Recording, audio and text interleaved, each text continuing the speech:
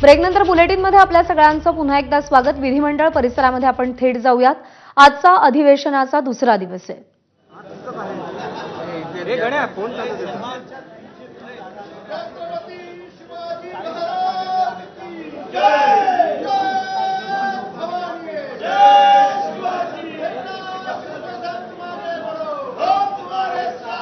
सुशांत सावंत आपले प्रतिनिधी सध्या आपल्या सोबतच। सुशांत, खरं तर ही स्पेस आहे विरोधकांची। आज सत्ताधाऱ्यांनी काबीज केल्याचं दिसतंय, काय फलक आहेत हातात? अगदी बरोबर आहे प्रज्ञा, आपण जर बघितलं असेल तर रोज सकाळी ते इथे आंदोलन करतात, मात्र आज सत्ताधारी इथे पायऱ्यांवर फलक घेऊन आलेत आणि ते म्हणजे पंतप्रधान नरेंद्र मोदी यांचं कौतुक करतायत। एक अकेला मोदी सब पे भारी असं म्हणत राहुल गांधी यांच्यावर टीका केलेली आहे।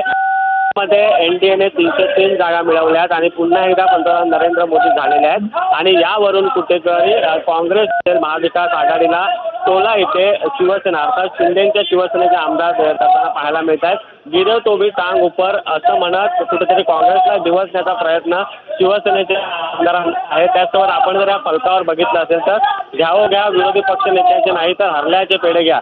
एकूणच बीजेपीने स्वबळा 240 बीजेपीचे आलेले आहेत, तर एनडीएला 303 जागा देशात मिळालेल्या आहेत। त्याचमुळे कुठेतरी काँग्रेसला आणि विशेषतः इंडिया आघाडीला दिवसण्याचा हा प्रयत्न आहे।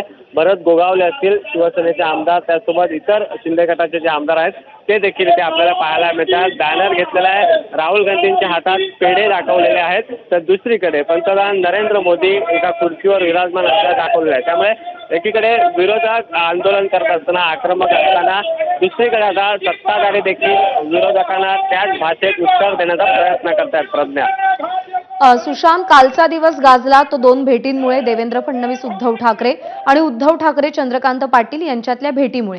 सध्या आपण व्हिज्युअल्स पाहतोय, दृश्य पाहतोय। विधानसभा अध्यक्ष राहुल नार्वेकर पोहोचतायत। सुशांत, आजचा दिवसही तेवढाच महत्त्वाचा आहे कारण आज अर्थसंकल्प सादर केला जाणार आहे, काय घडू शकतात? अगदी बरोबर आहे प्रज्ञा, आपण जर बघितलं असेल तर काल दिवसभर चर्चा होती ती देवेंद्र फडणवीस उद्धव ठाकरे यांच्या लिफ्टमधील प्रवासाची। त्याचसोबत उद्धव ठाकरे आणि चंद्रकांत पाटील यांची भेट घेत त्यांना चॉकलेट दिल्याची चर्चा जी होती ती होती।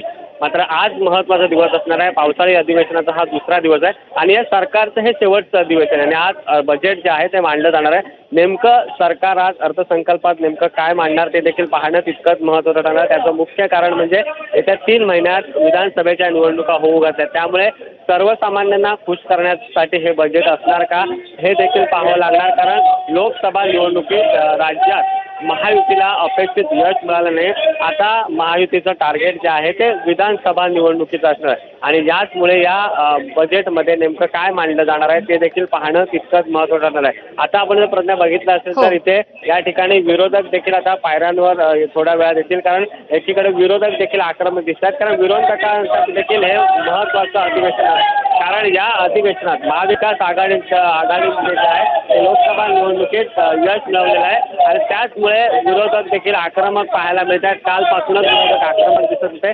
शेतकऱ्यांच्या मुद्द्यावर विरोधक आक्रमक होताना आपल्याला पाहायला मिळतात। मात्र आता जर आपण दृश्य बघितली तर सत्ताधाऱ्यांच्या फलका पुढे आता विरोधक आलेले आहेत। विरोधी पक्षनेते विजय वडेट्टीवार असतील, जितेंद्र आव्हाड असतील, यशोमती ठाकूर असतील, सतेज पाटील असतील, त्यांनी आता ही जागा काबीज केल्याचं आपल्याला पाहायला मिळतंय। शिंदे गटाचे आमदार मागे आहेत आणि दुसरीकडे विरोधक समोर आलेले आहेत। विरोधक त्यांचे आता मुद्दे मांडणार आहेत। काल देखील आपण जर बघितलं असेल तर विरोधक शेतकऱ्यांच्या मुद्द्यावर होते आणि आजचं आता आपण चित्र बघतोय की मागच्या साईडला सत्ताधारी जे आहेत ते विरोधकाला घेण्याचा प्रयत्न करतायत, तर त्यांच्या पुढे आता विरोधक आलेले आहेत आणि बेरोजगारीचा विषय असेल, त्याचसोबत महाराष्ट्रात ज्या पद्धतीने शेतकऱ्यांचं नुकसान झालेलं आहे, सरकार मसलीत असल्याचं इथे पाहायला मिळते।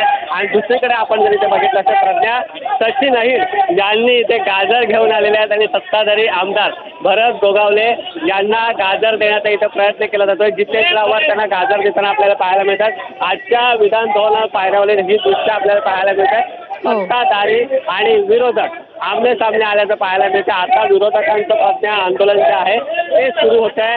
आज देखील त्यांनी शेतकऱ्यांचा मुद्दा जो आहे तो उपस्थित केलेला आहे. या ठिकाणी फलक घेऊन आलेले आहेत. अबकी बार महाराष्ट्रातील उद्योग सीमापार असं म्हटलंय.